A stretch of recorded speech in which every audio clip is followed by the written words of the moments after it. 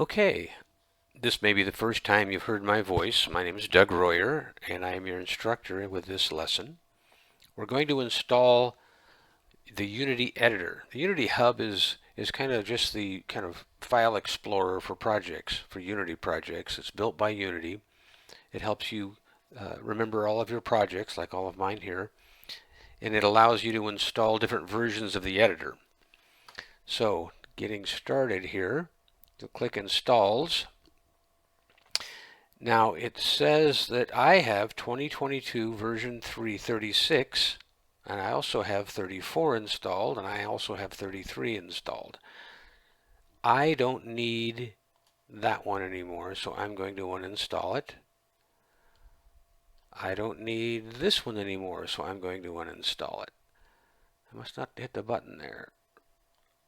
There we go. So 36. Now let's see what version is the newest. The 2022 is the major version of Unity. Everything seems to be .3. I don't know what .3 means. But 36 means bug fix level. So 34 had some bugs, and they fixed it in 35, which I didn't install. And then 36 fixed some bugs, and so on, right? So if I click Install Editor, we'll see there's a version 37. So it's got some bug fixes that were not in version 36. Generally, once you built your project, you don't want to change the version, because sometimes it breaks things. I mean, it shouldn't, but that's life.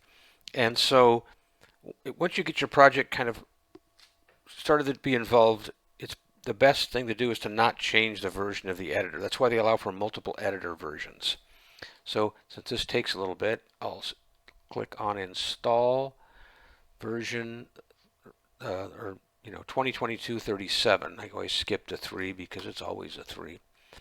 Now in my case, I have Android build support, which allows me to build for the Oculus.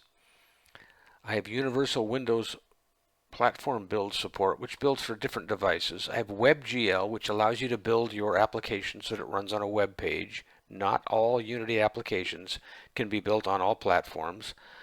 For example, I've built many applications that just can't run on a web page because it requires a virtual reality headset or some other things that, or some sort of audio interaction that just can't be done.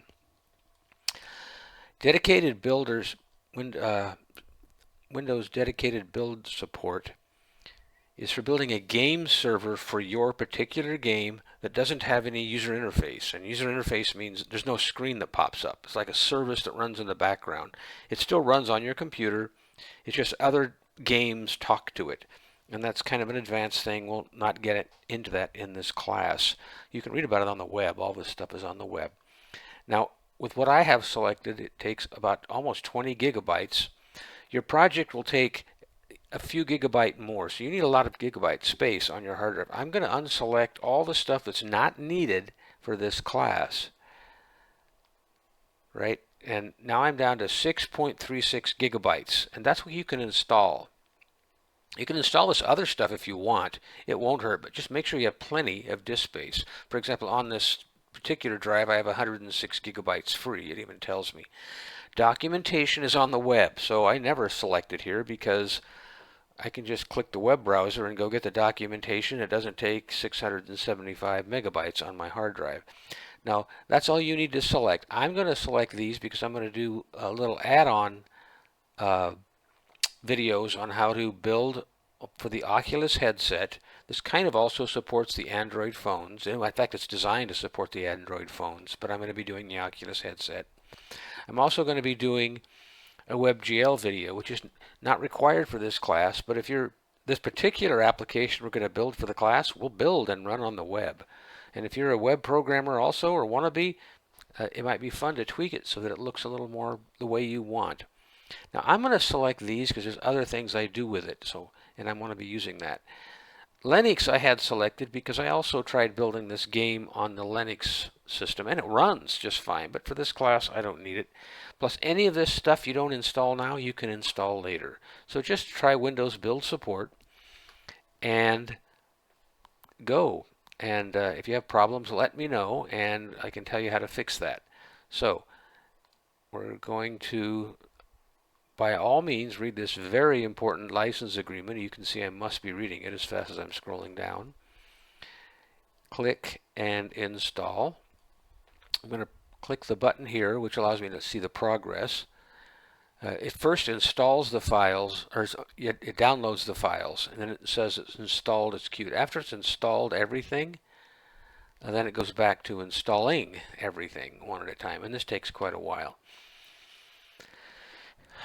You may have noticed that under Install Editor was version 6. They used to call it 6000. Okay, so it's 6000 over here. Version 6. This means long-term support, which is what we want. We want it to be there. We want them to fix bugs. That's why these numbers keep incrementing. They're supporting it. They're saying, oh, some people have reported some issues, so we're fixing it. A couple of these versions back, they added support for another vendor's headset, the Apple Vision headset.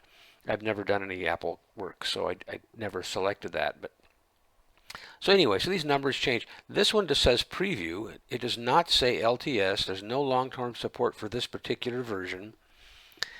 You can try these versions if you want. Sometimes it's fun to see what they'll do. The problem is you want to make a copy of your project first and run with the copy on these non-long-term support versions, because sometimes you can't go back.